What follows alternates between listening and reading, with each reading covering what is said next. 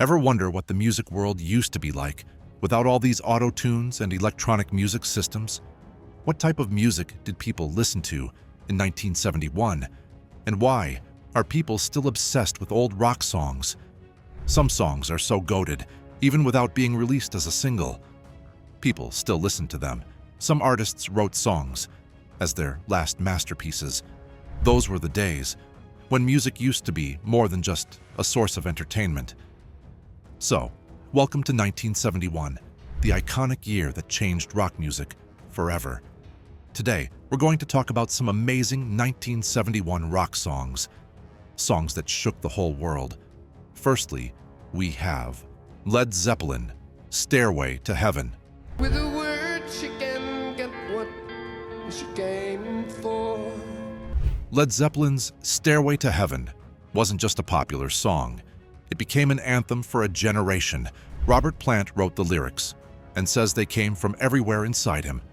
The tune was inspired by Jimmy Page, an occult-obsessed guitarist who bought Aleister Crowley's haunting residence. There were rumors that the song featured hidden messages and curses.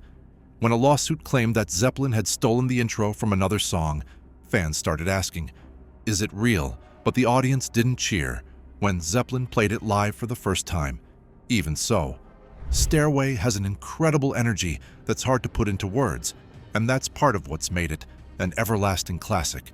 Its mystical lyrics, its dreamy melody, and the way it gradually builds to a fiery peak still mesmerize listeners, even decades later. The song has been dissected, debated, and revered, securing its place in rock history. Controversial or not, its influence on music and in culture now is undeniable. The Who, Baba O'Riley.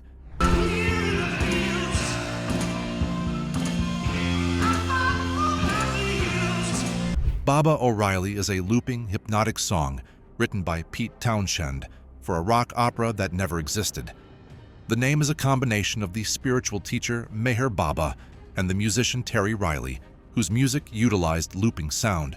Townsend thought music could open hidden doors in the human mind. The famous lyric, "Teenage Wasteland," was about loss, not wild youth. The original song was a 9-minute composition meant to be a chapter in an entire story. And yet, it ended up one of the greatest rock songs of all time, and it's half-written. It's one of those songs you feel more than you fully understand. The song's pulsating synth intro, violin solo, and raw energy encapsulated a generation's confusion and desire. It turned into a stadium anthem, a test to the emotional depth of rock music. Even without the complete opera, its scattered brilliance held its own. It stands as both a sonic experiment and a classic for the ages. David Bowie, Life on Mars. But her friend is nowhere to be seen. Now she walks through her sunken dream. Life on Mars is a song in which David Bowie narrates the life of a teenage girl who leaves her parents' fight and seeks refuge in a movie theater where she realizes her life is more disappointing than the fantasy on screen. It was a response to an aborted project when Bowie had been hired to write English lyrics to a French song. The lyrics are wild, Mickey Mouse as an adult, the cops arresting the wrong guy. The song is about all of us, about confusion and pain, and the realization that nothing we've been promised ever comes to us in the packaging we envisioned. Bowie recorded just one take of the vocals, and the song's true meaning remains a riddle. Life on Mars became a surreal masterpiece, a mix of glam rock drama and emotional chaos. It encapsulates the disappointment in life in the 21st century and the desire for something better, something unreachable. Pink Floyd, Echoes.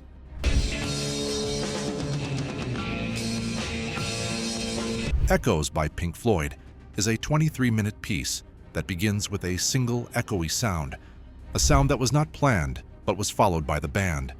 The song is a journey with no verses, no chorus, no easy hook. It ensnares listeners slowly, like a current. The song's themes are space, isolation, death, and rebirth.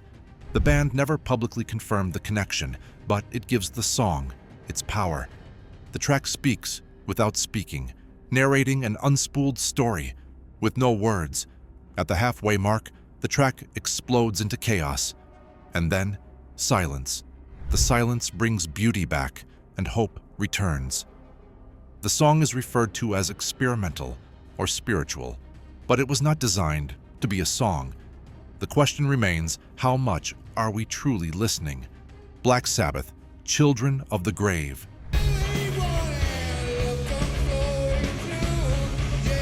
Black Sabbath's Children of the Grave was a warning shot in 1971, calling for peace amid a troubled world. It was not, even with the voice of Ozzy Osbourne on it, a plea for violence, but a call to change. Though some radio stations wouldn't play it, the dark, doomy riff and whispering voices turned it into a strong statement. The song spoke to those who felt overlooked, enraged, and unheard. 2 of Tony Iommi's fingers were snipped in an accident before Sabbath even got off the ground, but his guitar tone, even without them, still hurt.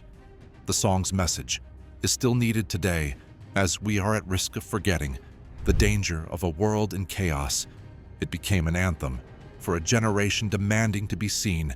With its haunting urgency and unflinching lyrics, the pounding beat and unyielding energy express a desperate hope that future children won't inherit a world of destruction, but one of peace and unison. The Doors, Riders on the Storm. Into this house we're born. Riders on the Storm by Jim Morrison pulls you into a world of loneliness, a killer on the loose, and a storm coming in. Morrison's final recording with the band, he was discovered dead in Paris.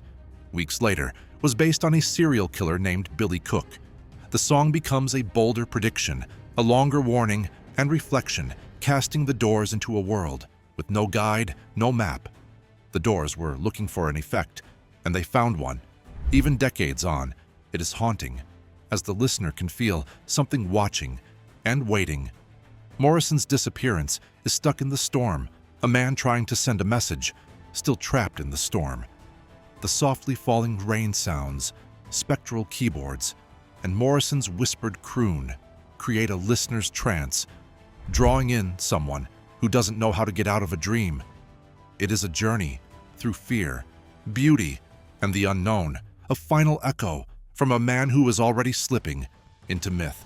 John Lennon, Imagine.